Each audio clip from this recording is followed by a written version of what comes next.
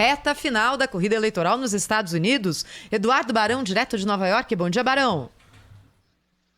Olá, Thaís. Bom dia para você, todo mundo da Rádio Bandeirantes. 75 milhões de votos. Hoje devemos chegar a 80 milhões de votos dados de forma antecipada aqui nos Estados Unidos. A maioria está optando por votar pelo correio, mas muita gente está encarando longas filas em diferentes estados para também depositar o seu voto na urna. Ontem, por exemplo, quem votou foi o candidato Joe Biden. O Donald Trump já tinha feito isso no último final de semana. Agora, nas últimas horas, algumas informações importantes sobre a apuração. A Suprema Corte americana determinou que 2 estados considerados chave aqui na eleição presidencial dos Estados Unidos, entre eles a Pensilvânia, tenha a possibilidade do eleitor votar, depositar o seu voto na caixa postal até o dia da eleição, portanto, até a próxima terça-feira, dia 3. Esses votos serão computados se chegarem até 3 dias depois da eleição. Então, até o dia 3, terça-feira, o cidadão pode ir lá e votar, pode colocar o seu voto na urna ou na caixa postal, e a partir daí, 3 dias depois, se o correio chegar a mandar a carta para a Justiça Eleitoral, aí sim ele será contabilizado na eleição. Agora, isso deve, sem dúvida nenhuma, fazer com que a apuração demore e demore bastante.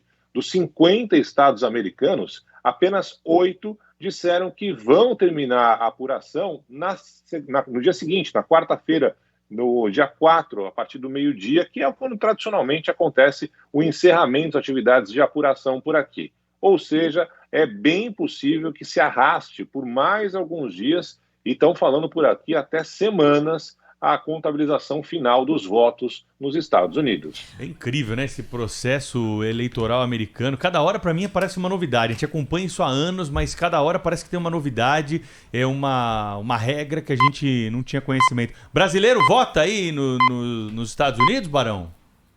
Se ele tiver cidadania americana, vota, né? Eu não posso votar, por exemplo, não tem essa história não, mas se o brasileiro tiver cidadania americana, tem alguns amigos nossos, inclusive, que estão atrás da cidadania americana, eles podem votar sim. E a busca, Pedro, principalmente na Flórida, né, é pelo voto dos latinos. Sim. A gente sabe que tem uma população importante por lá e nesse momento há uma briga muito grande nesse estado, que é considerado estado-chave, as pesquisas mostram empate, né? Sim. 50% para cada lado, então é possível sim votar se você tiver cidadania americana. Ô Barão, não existe a possibilidade de se votar de forma eletrônica, né? Você sempre vai votar manual, seja pelo correio ou seja num dos postos de votação. É assim mesmo?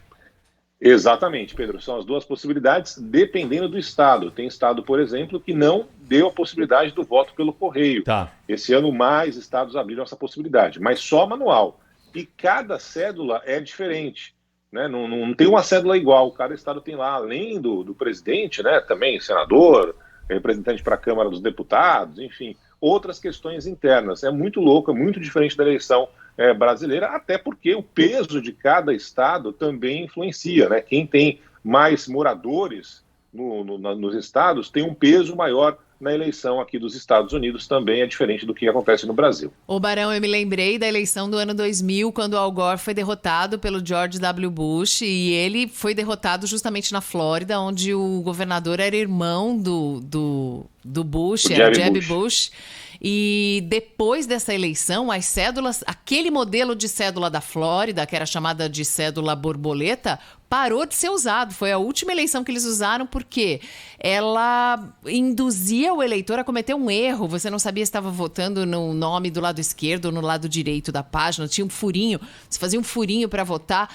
É uma eleição tão complicada, além de ser colégio eleitoral, também por causa da diferença das cédulas e da maneira de votação, que qualquer pessoa que se arrisque a dizer o que vai dar nessa eleição, tá chutando, é 50-50, 50-50. Porque a Hillary Clinton teve 3 milhões de votos a mais e não levou a presidência na última eleição. Então, não dá para saber o que vai acontecer, né? Exatamente. Essa eleição que você falou é exatamente a comparação que está sendo feita por aqui, Mariana. Com a diferença que não tem mais essa cédula de perfurar, né? Que deu uma confusão danada naquela época. Mas teve jornal aqui que apareceu no dia seguinte com a manchete, né? Bush. Aí no dia seguinte, horas depois, esse mesmo jornal apareceu com a manchete Gore, né? Aí alguns dias, Gore, interrogação, até finalmente voltar com a manchete Bush, finalmente, que foi eleito presidente dos Estados Unidos.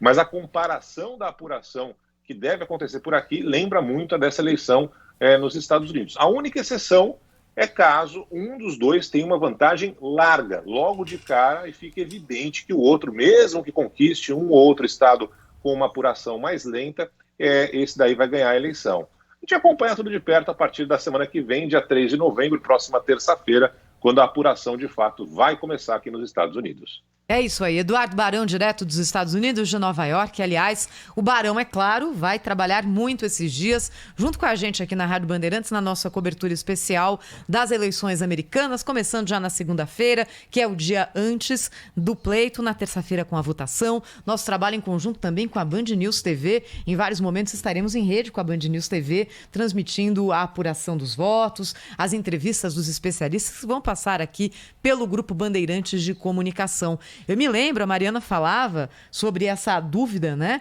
Eu me lembro, Pedro, na última eleição, é claro, o mundo foi surpreendido pela eleição de Donald Trump, né?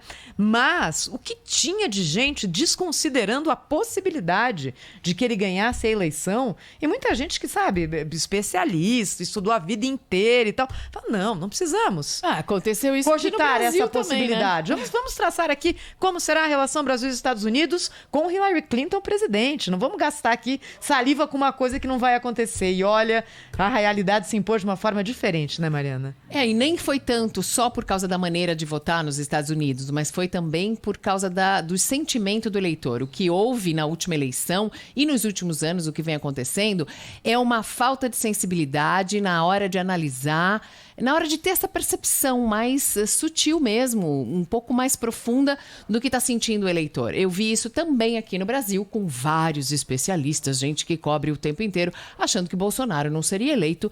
E assim, para mim, eu só tinha o meu sexto sentido e o meu sentimento maternal, que são os mais aflorados.